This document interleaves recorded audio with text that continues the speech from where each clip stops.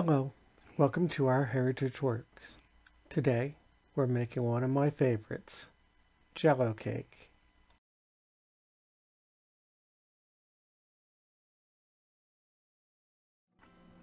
This recipe calls for some butter, so I'm going to use the wrapper and just lightly grease my baking dish that I'll be using for this cake.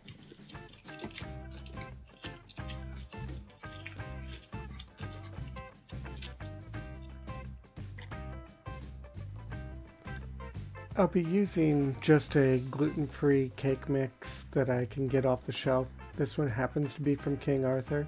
They are not a sponsor of this video. I just happen to like their cake. Anyway, we're going to use their classic yellow. If you use just the egg whites, then you get a little bit whiter cake. But find your favorite gluten-free cake mix and use that.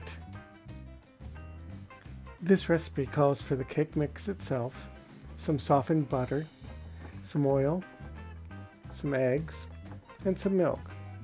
We'll be following the instructions on the package on how to mix it up, and they do a little bit of cream the stuff together, then add a little bit of the mix, a little bit of the egg, and then a little bit of the milk and more of the mix, etc. So it goes back and forth. Just follow the recipe on the back of the box and you'll have a nice cake. If you have your own gluten-free recipe for a white cake mix, go ahead and make it. It really doesn't matter. I just simply used the box mix because it was quick, easy, and I had the materials to do it.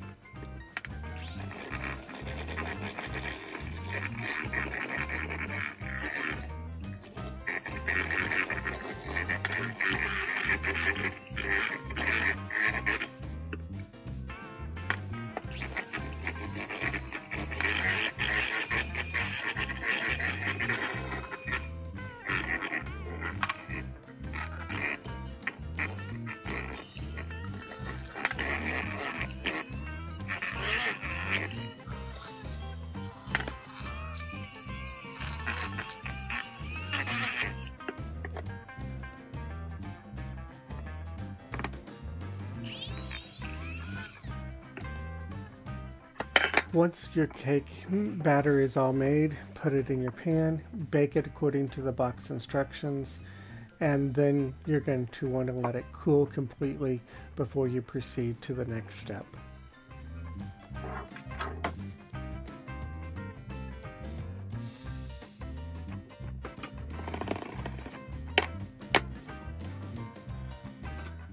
I use the toothpick test just to make sure that the cake is done. Once the cake has mostly cooled, you're going to want to take a fork and neatly form rows by poking the cake all the way through. And you'll want these to be fairly uniform. The way I accomplish this is the last hole I will put the first tine of the fork in it, so that way I always have the same amount of spacing.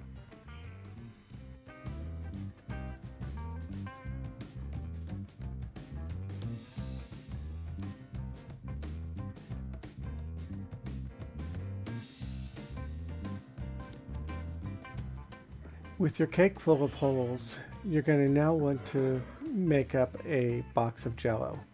Now, I personally like to use a big box of Jello for this size of cake, but if you have a small box, it'll work just fine. My wife prefers it with a small box only. I prefer it with a large box. It just depends on how much Jello you want to use in your final product. Either way, it's going to be delicious. I'm making the Jello according to the package instructions. There's no magic to it, just mix it up like you normally would. Then what you're going to do is slowly pour the Jello over the cake. What's going to happen is the Jello is going to seep down through those holes and then get absorbed into the cake. Now the goal is for it to be absorbed rather than in the middle or on the bottom collecting. You want it to have a chance to soak in so you get nice streaks of the Jello throughout the cake. The more Jello you use, the more saturated your cake's going to be. When you're done, just put some plastic wrap over top of it and then chill it thoroughly, just like you would the Jello. So if it calls for, say, 4 hours of refrigerator time for the Jello to set, you're going to want to put your cake in the oven or in the refrigerator for that amount of time. When it gets time for you to take out your cake, it's been sitting in the refrigerator and has thoroughly gelled, you're going to want to make some whipped cream.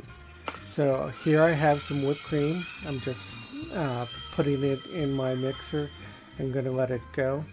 I also have some vanilla, and in this case I am going to use agave syrup. I could use honey or even sugar, just something to give it a little bit of sweetness. I like to wipe down the sides of the bowl frequently just to make sure that it's all getting incorporated into the final whipped cream. You want it to be nice, smooth, and silky when you're done. When you're ready to serve your cake, you've got two options.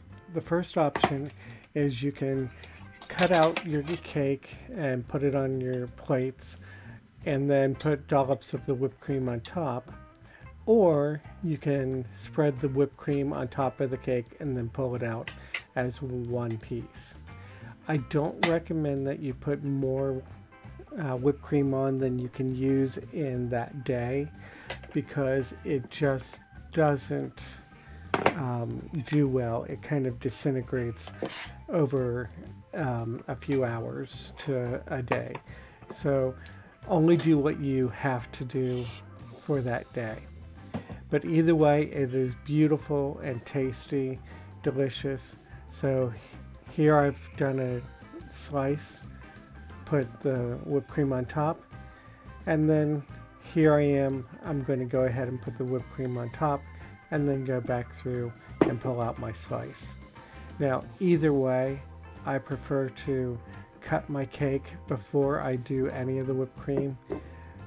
This just allows for nice pieces to be cut and pulled out. I hope you'll try this nice and easy cake.